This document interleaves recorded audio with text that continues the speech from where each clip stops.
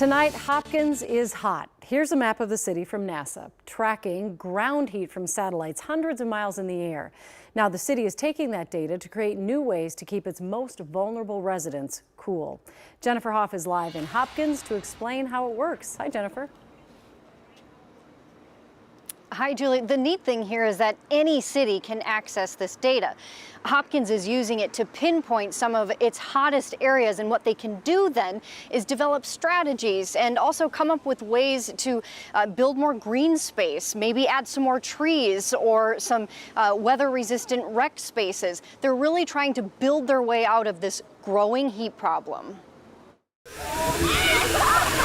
With the temperature way up, people need ways to cool down. And in Hopkins, for some people, that's at city parks. These pink trees are where we would add more tree canopy. For the first time, its leaders are proposing a plan to redesign 7 of its parks based in part on new data showing just how hot Hopkins is. It's really everywhere. People especially vulnerable along these corridors where there's more pavement and fewer trees, disproportionately impacting communities of color. As a policymaker, that's concerning for me. The mayor making it his mission to make the city more climate resilient. And so we really need strategies that are thoughtful, aggressive in terms of how we're making decisions, and that we're making those decisions over time. The city used the Metropolitan Council's heat mapping tool, the data derived from satellites showing the hottest areas that will get worse. Climatologists predicting another 20 days a year above 90 degrees in the next 3 decades. City of Hopkins is actually turning that information, that data, into action. From planting drought-resistant grass to building weather-resistant rec spaces, even a new federally funded grant meant for residents ready to make these changes. We'll give them even more money to put into projects like solar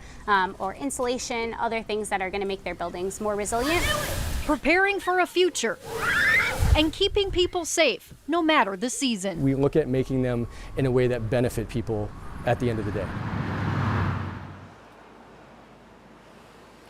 Without some of those changes, those heat islands that we showed you in Hopkins can be sometimes up to 15 degrees hotter than other areas. So the Met Council telling me today they're really hoping that other cities, Julie, will access this data and make some of these changes to implement some policies to continue to beat this heat.